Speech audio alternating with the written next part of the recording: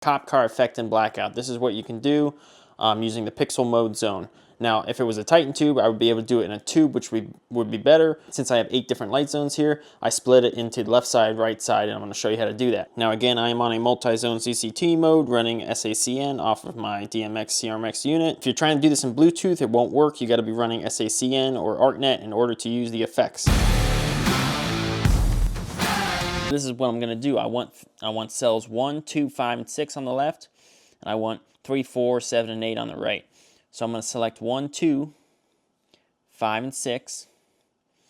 Then I'm going to select 3, 4, 7, and 8. Then I'm going to go to offset, number of groups, 2. And then if I click offset again, I can see my selection. So in parentheses, that's one group, 101, 102, 105, 106. And the second group there, 103, 104, 107, 108. So they're going to play left side, right side, right side, which is what I want. So I'm going to go back. I'm going to record this as a group. I'm going to name this Cop Car. Save that. I'm going to clear everything. Click on that. I have my selection. I'm going to hit record. Again, go to effects this time, and I'll save it as Cop Car effect.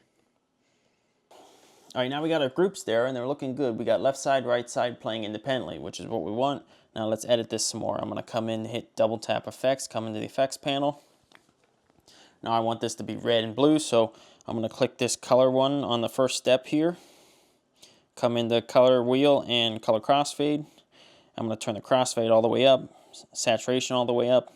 A hue of 0 is a really nice deep red. And then I'm going to make sure I come into my color temperature, and I like to put this on 5600 in case sometimes it doesn't play the saturations as good if it's on 3200.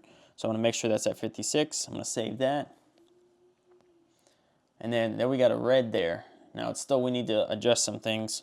I'm going to put the time up and time down on both of these steps to 0 because I just want it to come on quickly and not fade. There we go. Now we got a back and forth action that's straight to the color. No fading. I'm going to put the dwell time down to like 0.4. And now we got a little bit quicker of a flashing back and forth.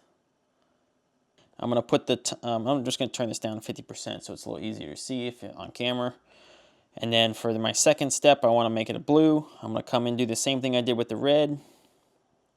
Make sure the crossfade's up. Set the color temperature to 5600. And then turn the saturation up. Let's go with some deep blue there. That one looks pretty good. 247 of a degree on the hue. Save that. And then we got to make sure the background here it's set to 0, so we'll put that at 50% as well. And now we're getting a back and forth kind of action, which is nice. That's pretty good beginnings of a Cop Car effect. I'm going to even turn this dwell time down to like 2.5 or 0.25 and make it really back and forthy. Now we could kind of elaborate on this a little bit more if we wanted to get it a little more, you know, Cop Car-y look where it's not random, but it's sequential, but it's flashing kind of more in between. So what I'm going to do is just duplicate this first red layer here a couple times. Let's say 4 times, and I'm just going to flip on the level from 50 to 0, 50 to 0, put a 0 in between each of them, so it's going on, off, on, off. So we'll do 4 of those in red, already getting a little bit better of a effect there. I'm going to do the same for the blue, just do 4 of those. And then I'll go in and put 0 and 0. So we got on, off for all of them. It's more of what I want, but they're kind of going off at the same time. So what I'm going to do is I'm going to just change some of these dwell times. Maybe put this one to like a 0.1 and this one to a 0.15. And now it's kind of more flickering, not random flickering, but it's flickering more like a cop car light kind of does. And then if you look on my actual skin here, we can see the effect.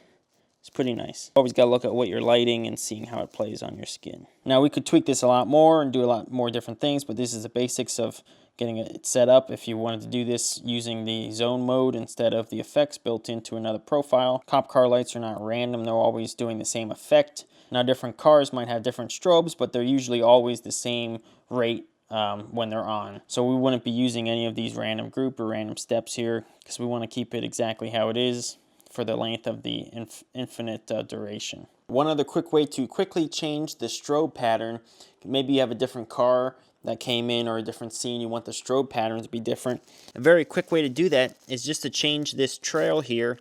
I have it set to even. If you set it to percentage and put it on 10%, let's say, now it's doing the back and forth, but it's staying on red and blue longer, so it could be a different kind of strobing effect depending on what you wanted to go for. If I come in and change this to 50%, it almost works as like a quick slowdown method. So now it's a little bit slower.